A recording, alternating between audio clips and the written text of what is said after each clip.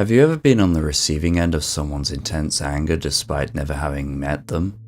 Ever faced hostility from a stranger who bears a grudge you don't understand, even though you've done nothing wrong? Have you ever been the target of sudden violence with no explanation or warning? Has someone's unchecked rage ever escalated to the point where your life was placed in danger, without cause and without justice? This is the true, solved story of the Kobe student incident.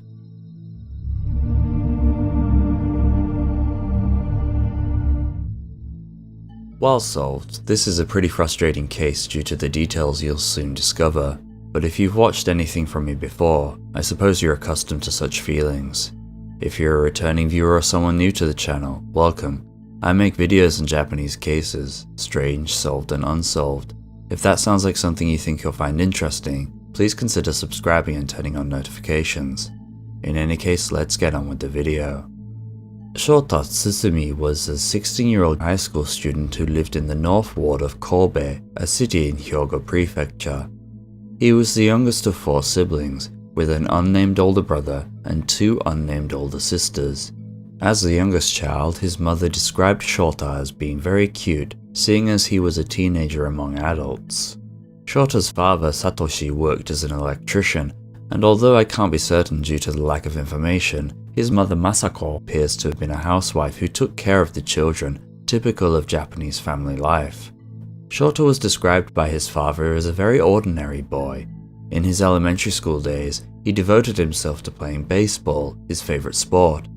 He went on to study at Kobe Koryo Gakuen, one of the prefecture's leading baseball powerhouses, but eventually gave up on baseball club activities because he felt his abilities were lacking when compared to his peers.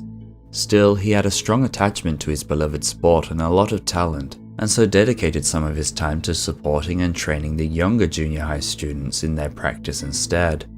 His father claimed that while Shota didn't really study much, meaning his class textbooks were like new at the end of the school year, Shota read pro baseball player dictionaries over and over until the books became completely worn out.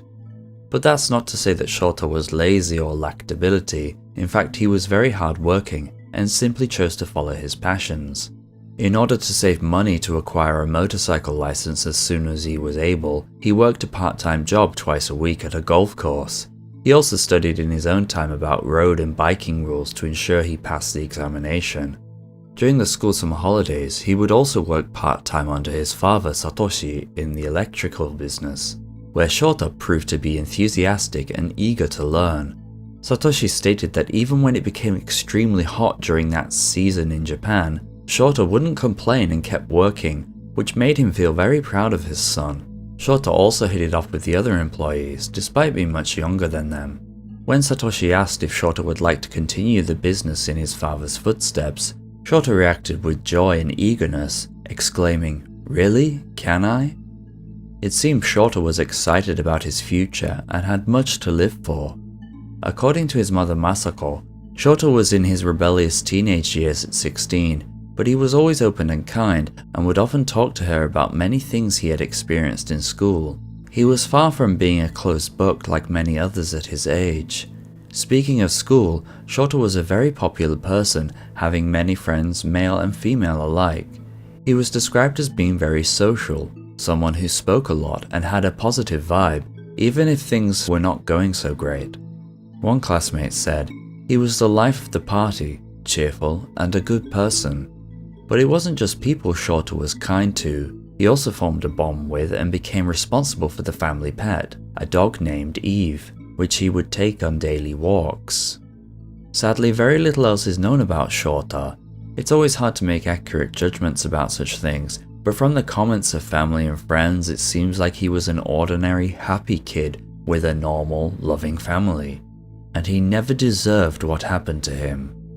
On Monday the 4th of October 2010, Shota went to the Tsukushigaoka Koen with about 10 of his classmates at around 6 p.m. Since the park was adjacent to Jusko, a large shopping center, it was a popular hangout location for the neighborhood kids after school and on the weekends. Among the group was Shota's girlfriend, 15-year-old Y. Her name and personal pictures are actually public, but since details about her are purposefully left anonymous in sources about the incident, I'll follow suit, especially considering she's been the subject of unjust slander. The group of friends just spent their time as kids do, chatting, laughing, eating, drinking soft drinks and playing games. Before long, however, they slowly returned home one after the other. Shota too returned home before long, as did his girlfriend separately.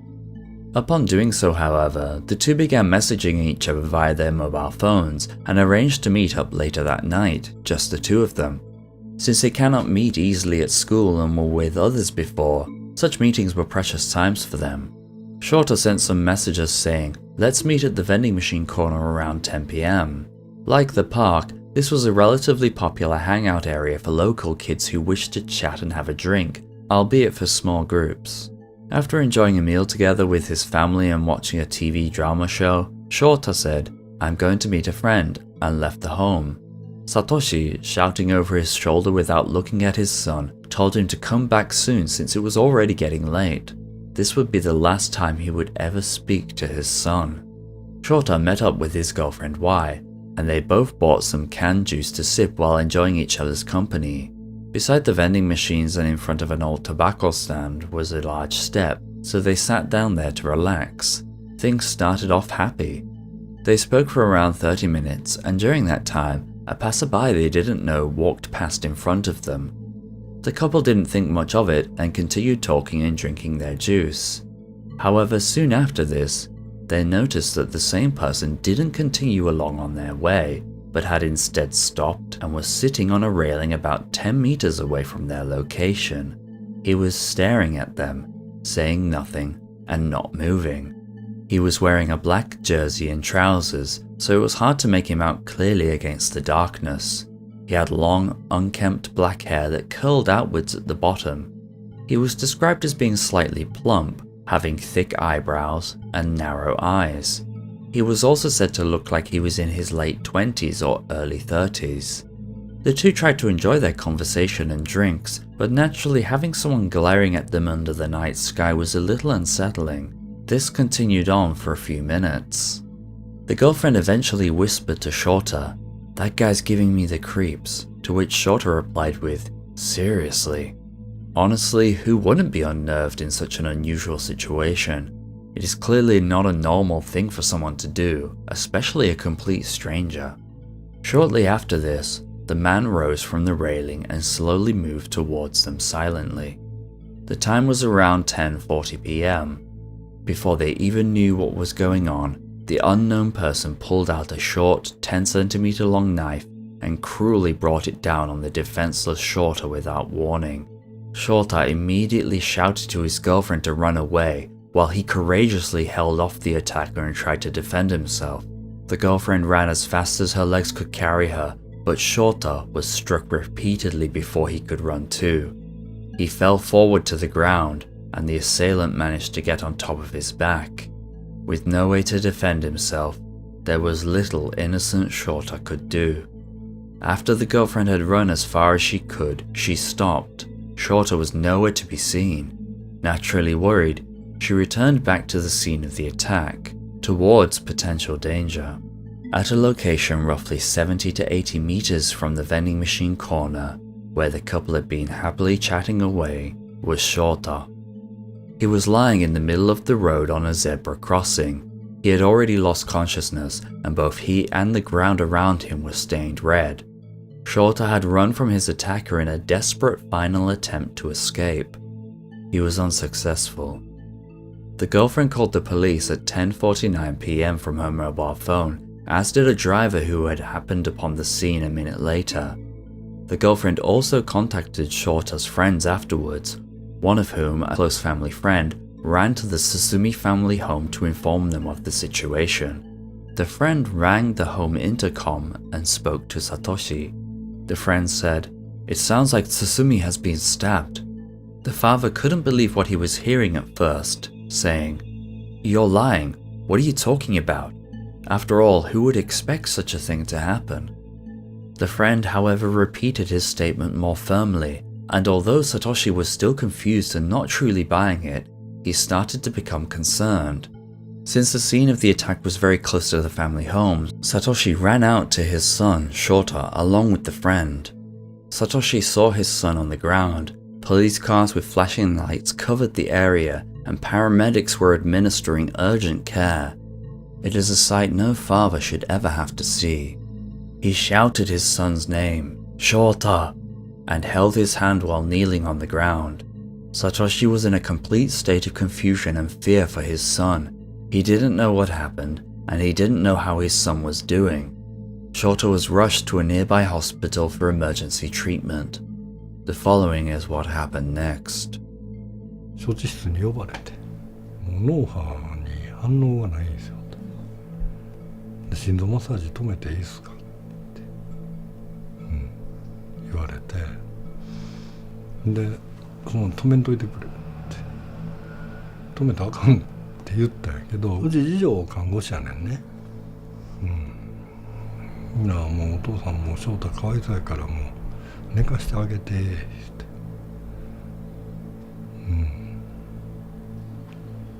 て。でそれでもう心臓マッサージやめたんかな。Shota Tsutsumi sadly passed away at 12:26 a.m. the 5th of October 2010. He was just 16 years old, the youngest of 4 siblings from a happy home. Friendly, popular Shota was gone forever. He was just 6 days shy of celebrating his 17th birthday. The North Kobe police force immediately began a murder investigation from that very night. They shut down the roads to the crime scene and started an intense forensic analysis of the area. Every moment counted, and so they were extremely quick, proactive, and thorough. From the vending machine corner where the couple were sitting to the road where Shota was found, they discovered a sporadic blood trail that matched Shota's desperate escape route. But sadly, little else was uncovered at the site itself. No lost items or physical evidence from either party. Naturally, investigators also began interviewing the locals, focusing on those who lived in the immediate area, as well as the girlfriend and other friends of Shota's. Locals reported hearing Shota shout, "Run away, why? Go! It hurts!" and "Help me!"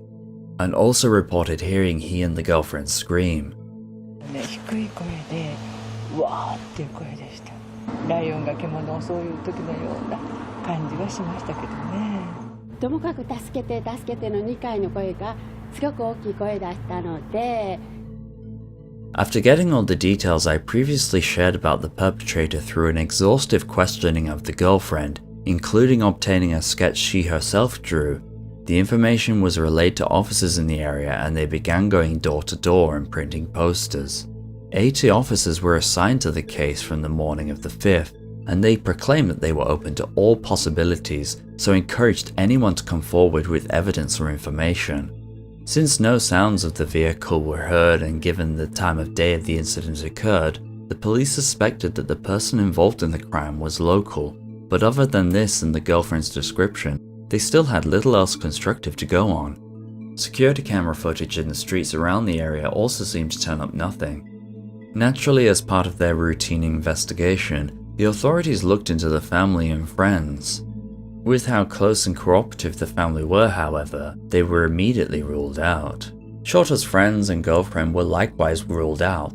Although Shota may have been in minor squabbles with his friends like all people at that age, there's nothing at all to suggest any acquaintances or associates were involved in the incident, especially because the girlfriend was quoted as saying she did not know who the person that attacked them was.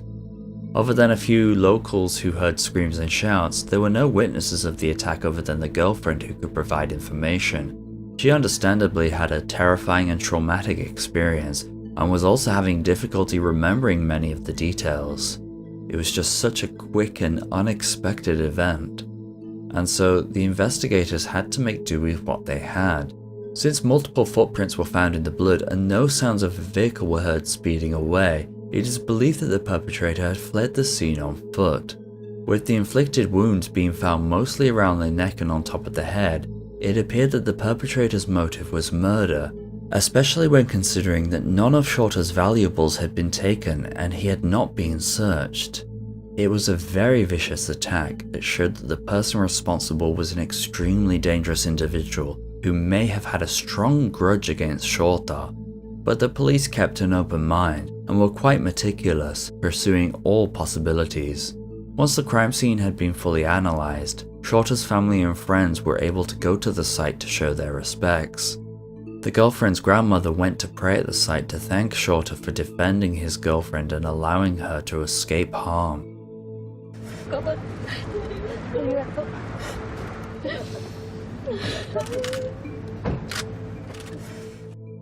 And then, 6 days after the incident, a breakthrough. Someone cleaning a gutter about 100 meters west from the crime scene came across a small knife. Unfortunately, they knew of the incident of Shota and so reported it. The police had actually searched this very gutter extensively right after the incident, so according to reports, the knife must have been dumped later on after the area search had concluded. The knife had been carefully cleaned with various products and wiped, which sadly removed all fingerprints from it. However, even still, some blood was detected, and after testing, it matched Shota's. The length was also consistent with the depth of the wounds. This was certainly the murder weapon. The circumstances surrounding the knife told the authorities that the criminal must have been someone local, since it seemed that they took the weapon home, cleaned it, and then disposed of it a few days later. The location of both the item and the crime scene was also extremely residential, where strangers were not likely to wander around, especially at night. When questioned by the media if it had been overlooked by investigators, the authorities rebutted any concerns, reporting that, "We believe someone threw it away after the search investigation had finished." The perpetrator was likely following the reports on the news. They got to work tracing the item's roots at once, but while it was a crucial piece of evidence, it didn't offer much info about the perpetrator at this time in the investigation. An analysis of Shota's clothes did, however, and they were thankfully able to collect some of the perpetrator's DNA. When run through the national database, no matches came back, so whoever did this, they had no criminal record, and this was likely their first offense. Around the time of Shota's birthday, also 6 days after his passing, his friends held a birthday party in his honor. This 17th birthday party allowed them to pay their respects and tell many stories about Shota to the bereaved family. This kindness encouraged the family during this dark time to keep going, as Satoshi was quoted as saying, "Shota had so many good friends that I almost envy him." Those same good friends also attended Shota's funeral, which seems to have been packed from the available footage, testament of his popularity. Satoshi was utterly distraught and was understandably weeping at the loss of his dear son. Friends had kind words to say about him at this time too. もうびっくりして信じられなかったですね。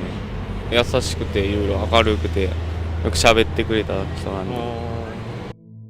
Every night since it happened, parents Satoshi and Masako would take Shota's beloved dog E for a walk at the same time he was attacked, visiting both the vending machine corner and the road where he eventually passed away. I can't even imagine the thoughts that went through their minds as they did this, especially when the criminal was still on the loose, but maybe it helped them process what had happened and feel closer to their departed son. Satoshi especially was taking things hard and was filled with regret. He thought if only he had stopped his son that day, if only he had forced him to enter into a different club so he didn't develop a love for baseball. That guilt, however, soon turned into a strong drive to catch his son's killer. Satoshi himself wrote and printed 3,500 leaflets and posters to distribute around the area, hoping that someone, anyone, would come forward. He made this a frequent activity, and in the subsequent years, he also went to a nearby train station, especially on the anniversary of the incident, to distribute leaflets along with police, other family members, and Shota's friends. An official sketch of the individual was made based on the girlfriend's description to be used in the hunt for the criminal. The police and family alike were working very hard to find the culprit. With Shota's friends at his side, Satoshi couldn't help but think his son would look a little like them, which made him sad, but also provides him with some comfort too.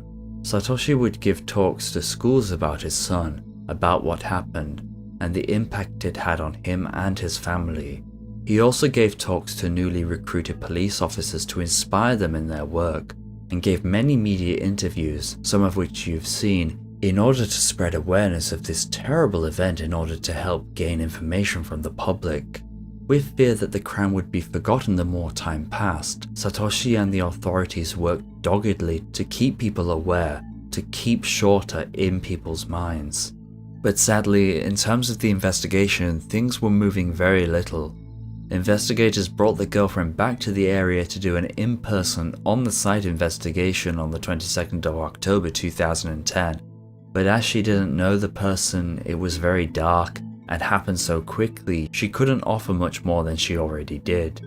She also seems to have started to forget some elements, likely due to trauma.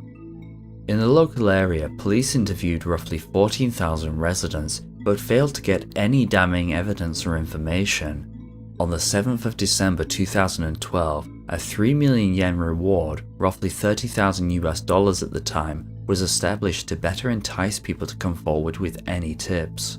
Over the years, information from the public would trickle in, and Shota's family would continue to work towards catching the criminal themselves, even going door to door posting leaflets, but nothing concrete would come through, no matter how hard they or the police tried.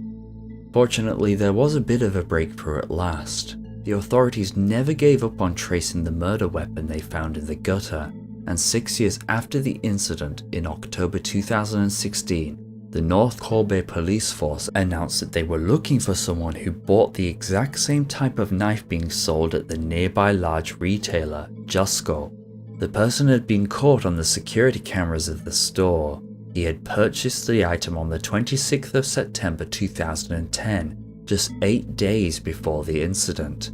As typical of Japanese police, they sadly didn't release this security footage to the public, and even didn't disclose that they had it until years later, likely because they wanted to exhaust other leads before divulging that they had it, since it could alert the perpetrator and cause them to hide even more.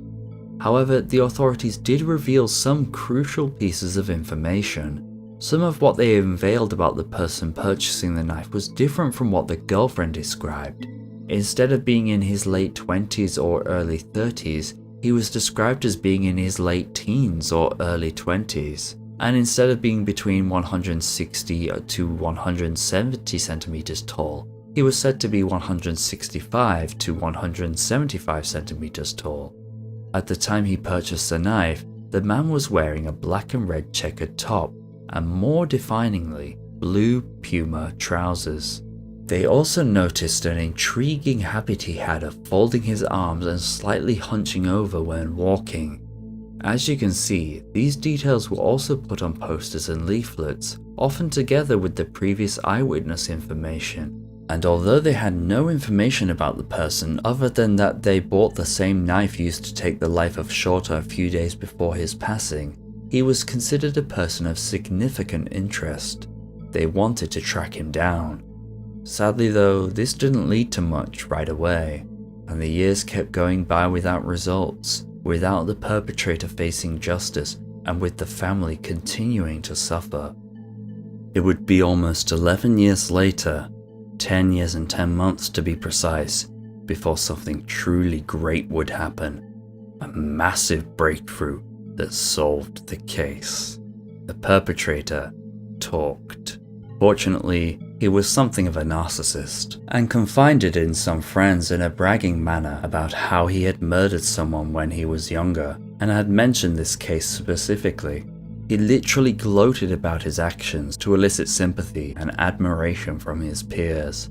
Luckily, it seemed one of the friends had taken it more than something of a joke, and after looking up the case themselves, they reported the friend to the police. When the authorities looked into the supposed man the friend tipped off, they really started to have their suspicions that there might be some truth to his story. The man lived in a town called Toyoyama, Aichi Prefecture with his parents, but 5 years prior, he'd been living with his grandmother in the northern ward of Kobe, right where the crime took place, and had been living there at the time Shota passed away. The man also closely matched the physical appearance on the security camera, so investigators went to his Toyoyama home early in the morning on the 4th of August 2021, and he was brought into Komaki police station for voluntary questioning. And it was then that he admitted he was responsible, that he had taken the life of innocent Shota. It was just like that.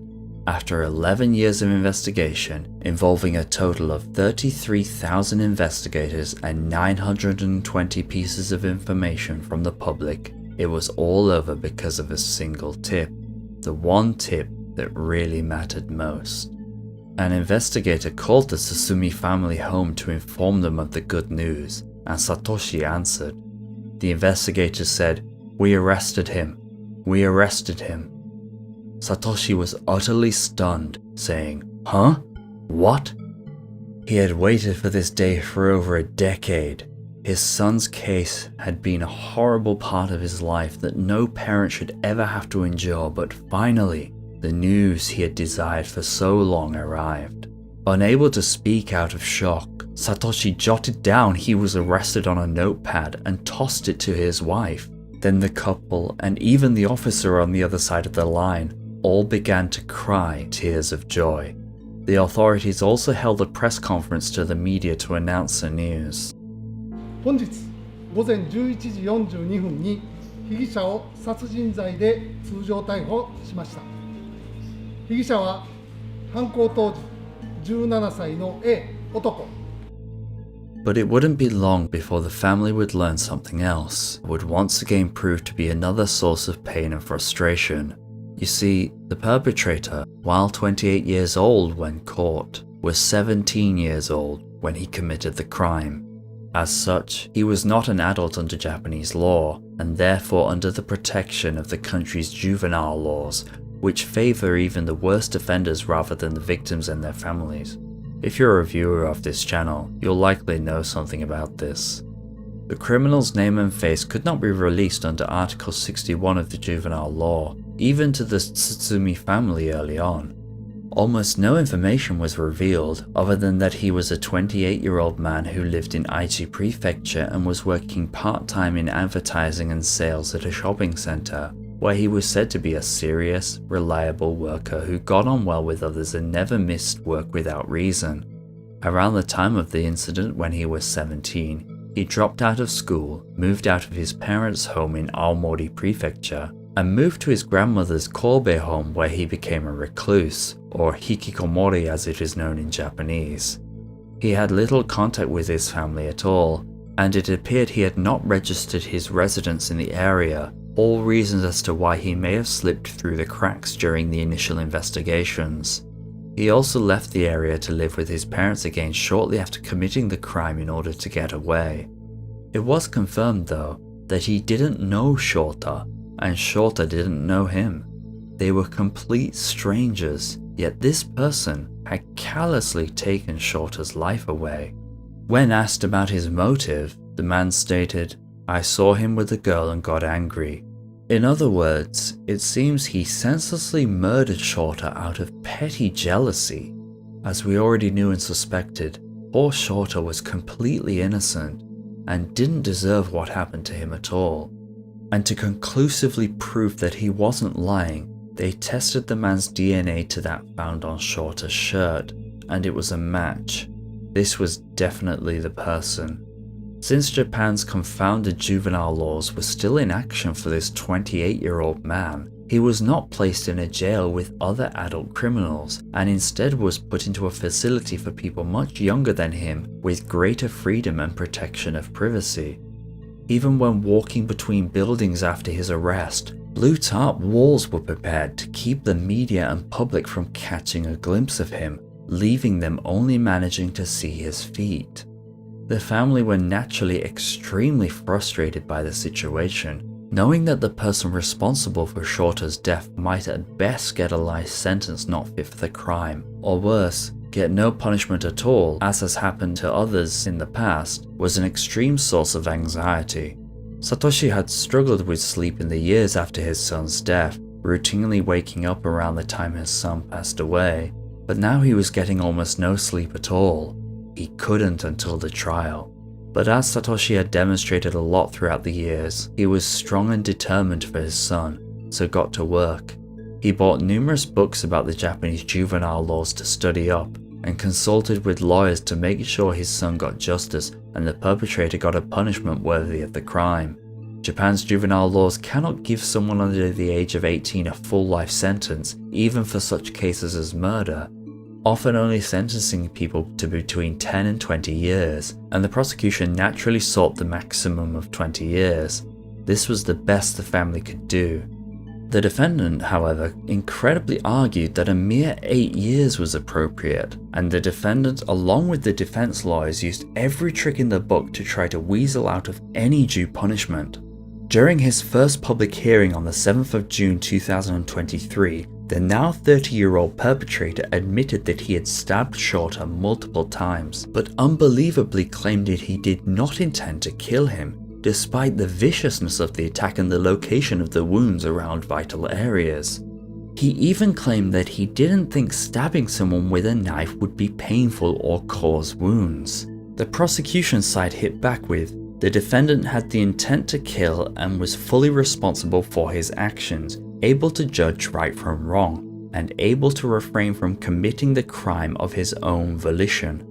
The defense tried to argue about the defendant's mental state, claiming, at the time of the crime, he was not in a normal mental state and was not aware that what he did was a violent act that would result in the victim's death.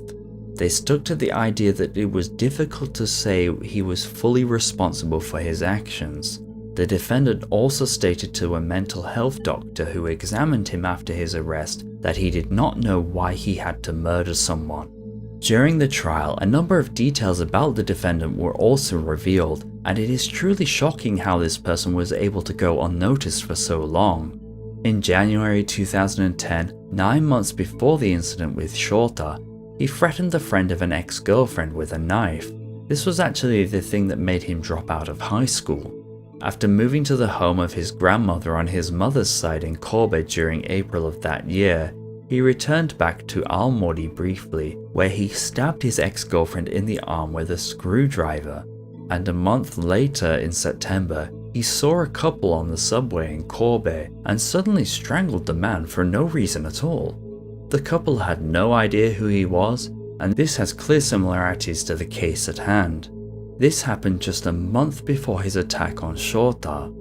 All these incidents show that the defendant was an extremely dangerous and violent individual, willing to assail people he doesn't even know, as well as use deadly weapons. The prosecution also got some bad news. The defendant would face no additional charges for the 10 years and 10 months he spent as a free man, intentionally avoiding punishment and prolonging the suffering of the family. For Satoshi and everyone involved really, each day of freedom after the incident felt like a crime in itself, but sadly the trial was only for murder. 僕らはその10年10ヶ月苦しんできたと。この10年10ヶ月というのは一日一日罪を重ねてきとったっていう、僕らそう思うよね。However, at the same time, something good also happened. Finally, Satoshi could come face to face with the person who murdered his son and directly talk to him. なぜ翔太があなたに殺されないといけなかったんですか？家の近くまでやってきた不良グループの一人だと思ったからです。被害者が何か危害を加えましたか？危害を加えられていません。なぜ人を殺してはいけないかわからなかったんですよね。今はわかりますか？何歳からわかるようになったんですか？27歳です。その時、謝ろうとは思わなかったんですか？事件の記憶が薄くなっていました。思い出すことができなかったです。The defendant claimed that when he saw his arrest warrant, it was the first time he remembered the crime. But we know this is a lie since, as already stated, he had bragged about murdering someone before his arrest. The family left the trial quite frustrated and spoke with the media. The defendant showed no remorse for his crimes at all and offered no sincere apologies for what he had done. He showed barely any emotion and certainly no sympathy. 未だ罪の意識ってないんでしょうね。いや、謝罪にも何にもなってないでしょう。責任はないけど謝罪するって何とも納得いかんでしょう。The mother Masako was also having a difficult time. どう思ってるんでしょうね。翔太に対して本当に謝ってるんか答えが出てこないですよね。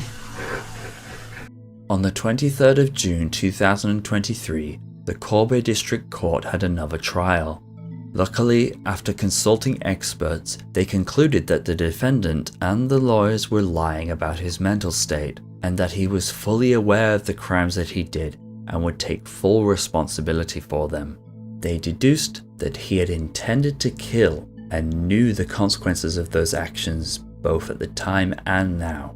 And with that, he was sentenced to 18 years in prison, 2 years shy of the 20 years desired by the prosecutors. The courts had accepted the prosecution's argument, but reduced it from the maximum limit, stating that they cannot ignore that the defendant was 17 years old at the time of the crime and had no prior convictions. It's disappointing that the defendant would get such a low sentence and be protected by the juvenile laws, but it could have been much worse, and was actually one of the highest sentences for such crimes. The court had fortuitously taken into account the cruelty of the crime, the fact that Shota was completely innocent, and the lack of remorse displayed by the defendant. The defendant immediately began appeal proceedings, but on the 20th of June 2025, the Osaka High Court upheld the ruling and dismissed the appeal. He may get a reduced sentence with good behavior, and there is still the final appeal to clear at the highest court, but as of now, he will serve his sentence and be in prison for 18 years. At 32 years old at the time of sentencing, that means he will be released at 50 years old if he serves it in full. Satoshi stated that until the highest court appeal is cleared, there will be no rest for him or his family. On the 24th of October 2023, the Kobe District Court also ordered that the defendant's family should pay the bereaved Tsutsumi family 93 million yen, roughly $630,000 as the current exchange rate goes, in compensation for their son's crimes. Presiding Judge Akira Maruta noted that the fear, pain and regret Shota must have felt in his final moments were immeasurable, and so the family were entitled to such compensation. However, the Tsutsumi family were actually pursuing a separate lawsuit against the perpetrator's family and were seeking 149 million yen, just over $1 million US. This money would cover funeral expenses for Shota, loss of profits for the family business, make up for the vicious slander online, as well as reimburse the family for the severe mental anguish. I cannot find any information about the progress of this lawsuit, but I hope the family wins and that they get every penny of that 149 million yen. Although the Japanese juvenile law was revised in 2022 to favor perpetrators of the crimes less, because he was 17 at the time of the crime back in 2010, his identity wasn't disclosed even after he was indicted and remains unconfirmed to this day. Although of course not verified at all, the alleged identity has been leaked online. There's no way of knowing 100% if it is him, however, so it is not worth dwelling on too much. Although I certainly won't reveal anything concrete about this person myself, I will share some of his writings. The following is an excerpt from a long post that was written on his blog a month before his capture.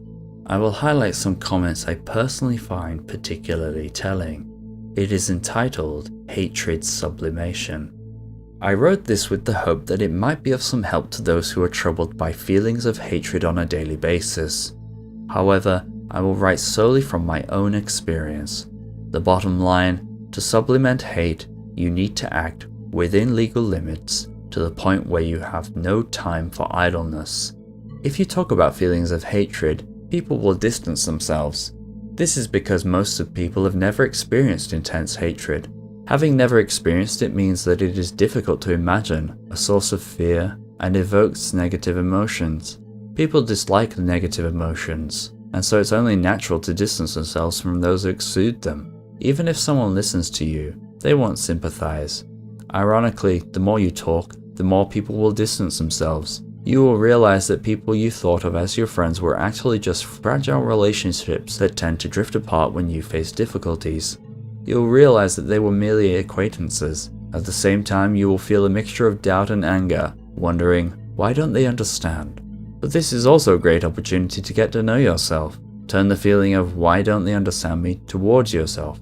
In other words, ask yourself, do I understand myself? In my case, I don't understand anything at all. Even though I have a habit of harboring this feeling of why don't they understand me towards those I don't understand myself. It's often said that nothing comes from hatred, and that is certainly true. If you're consumed by hatred, you quickly lose your sense of ethics, becoming indifferent to the physical and mental pain of others. Your relationships fall apart, you become overcome by depression and very dark thoughts, and eventually those thoughts become a reality. However, if you can sublimate the powerful force that comes from hatred, it's a different story. Sublimating hatred is certainly difficult. Support from those around you is also important for sublimation. Support means understanding, patience, and above all, continuing to give love. Giving love sometimes means deliberately pushing someone away, deliberately leaving them alone, and even deliberately scolding them. The most important, and at the same time the most difficult, in the process of sublimating hatred is knowing yourself. Knowing yourself means facing and acknowledging your own weakness and ugly parts.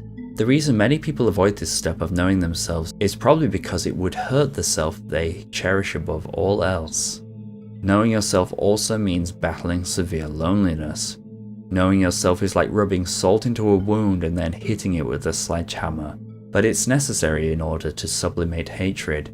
You must bring the hammer down on yourself, the person you've always cherished above all else, over and over again, prepared to destroy them. That's how powerful hatred can be. As you continue to swing the hammer, refusing to give up, you'll start to see something through the cracks. That's narcissism. Your narcissism grows, creating a tough shell, and you realize that the pattern on the shell is the image of yourself you've seen in the mirror until now. As you face your narcissism head on, you'll realize that whenever something inconvenient happens, you've always blamed others and played the victim. You'll realize that you'll always be self-centered. You'll realize that you never made an effort to put yourself in the other person's shoes. But the suffering continues. This suffering likely comes from a breakdown in your ego. You've destroyed the person you firmly believe to be unjustified, and it's extremely painful. You'll be overcome with feelings of emptiness, depression, and despair, wondering, who exactly am I? And is there any meaning to life? If you let your guard down, the narcissism you thought you destroyed will begin to sprout again, so you need to consciously record and analyze your emotions and correct your course accordingly. Small steps are fine, you must move forward. Even if your motivations for moving forward are impure, you must continue. Impure motivations are, in other words, a desire for revenge born of hatred. Use this as a springboard, for example, to read books on psychology, occasionally seek advice from old people, and write down your daily emotions. During this time, you may take and quit jobs, fail in relationships many times, and even travel aimlessly. You may feel an uneasy need to do something. You may be tempted to change course and turn to illegal activities that may seem sweet at first glance. You may realize the gap between your ideals and reality and feel discouraged, thinking, how insignificant am I? However, it is precisely because you are taking steps to get to know yourself that you are able to recognize this gap. Recognizing this discrepancy between your ideal and reality is a good sign. Don't give up now. While your motives may not be laudable, you're certainly acting within legal limits. As you repeat this pattern for 10 years, your knowledge and experience will grow. Your relationships will expand, and you absorb more information. You'll see how unproductive and unrewarding illegal behavior is, except for a very smart and lucky few. you'll clearly see how powerful the force of hatred, when used emotionally, can destroy you. There's no need to succumb to the lingering feelings of hatred, nor is there any need to try to overcome it. Hatred is too powerful of an enemy to overcome. All you need to do is sublimate the power force of hatred into something legal. I can't accept the saying, time will solve the problem. However, I can accept the saying, time will sublimate the problem. Perhaps people engage in unethical or illegal behavior when they have free time and no time to immerse themselves in legal activities. Of course, luck plays a part, and it also depends on your surroundings. But before you say you have no hobbies or things to immerse yourself in, try lots of different things. It's also great to immerse yourself in reading, cooking, or martial arts. You've probably heard stories of brawling delinquents who take up martial arts and become stronger both physically and mentally. This is also sublimation. They sublimate their hatred for society through martial arts. If those brawling delinquents took to the streets instead of the ring, it would be illegal. I'm going to say something obvious, but ultimately it's up to the individual, the desire not to lose. The object of this desire is not to lose yourself. Comparing yourself to others and feeling jealous is one of the most wasted times in life. If you can know yourself, you won't compare yourself to others and feel jealous. Although it would be ideal to overcome hatred, I think it is more realistic to sublimate it. For me, determination, patience, and resignation are the most useful things in life. I'm no expert on psychology, I'm not good at interpreting how others feel through their writings, and often find judgments based on such writings unhelpful, but I sense the perpetrator was projecting quite a lot in this blog, and is clearly a narcissist. The highlighted comments especially are quite telling, and the repeated mentioning of illegal activities really point to the perpetrator knowing full well what they did was wrong, despite stating otherwise in the courts. The comments about friends also make me feel as though he is talking about the friend who reported him to the authorities, which eventually led to his capture. Perhaps he spoke to this friend about the murder in hopes that the friend would understand why he did it. The comment about illegal behavior being unrewarded except for a lucky few is also one I find particularly disturbing, and clearly shows his bragging nature when he implies it is only very smart and lucky people who get away with their horrible deeds. After being released temporarily from the housing facility he was in before his formal charge, he wrote and released another blog post entitled Demon Sublimation, where he once again repeats statements about doing things illegally, with clear signs of projection once again.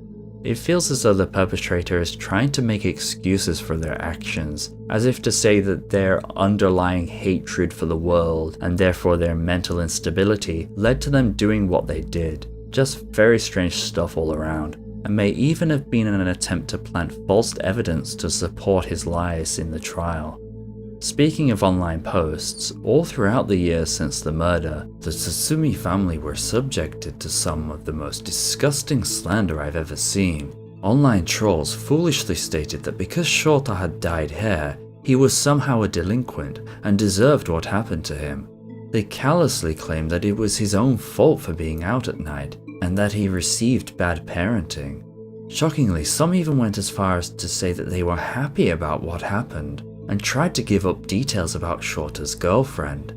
These lies and nasty words naturally had a horrible effect on the family, and made living with the pain of losing their son even harder, but as you can tell by now, they were very strong in the face of such things, and continued to fight for justice for Shota. As is custom in Japan for deceased loved ones, the family kept a small shrine to Shota in their home to show their respects.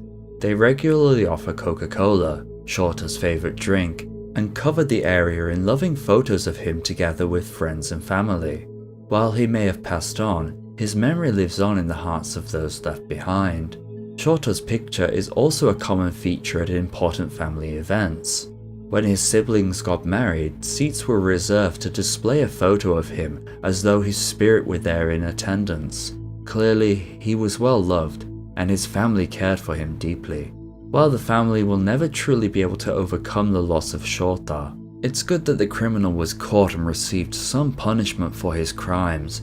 It gave the bereaved family a little closure which they desperately needed and deserved, and helped ease their loss. Although it is likely that the perpetrator will be released one day and once again become a danger to society, I hope he feels the weight of what he has done for the rest of his life. Thank you for watching my 49th YouTube video. If you liked it, feel free to give it a thumbs up and subscribe if you wish to see more videos like this about Japanese cases. As I said right at the beginning, this case was full of frustrating elements, but at the same time it is important to highlight issues within Japanese society in regards to juvenile laws and to keep stories such as this alive. While not a punishment worthy for the crime, it is at least satisfying to see the crime resolved and the criminal behind bars.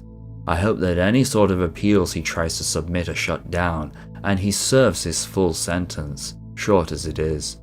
I can't imagine how it would be for the family if he was released early or something. They've been through enough already. I'm sure there are some of you that see the merit in juvenile laws. I myself look at them and can see some positive aspects of it. But honestly, after learning a lot about cases such as this, I do think it often favors the perpetrators. Let me know how you feel about it in the comments below.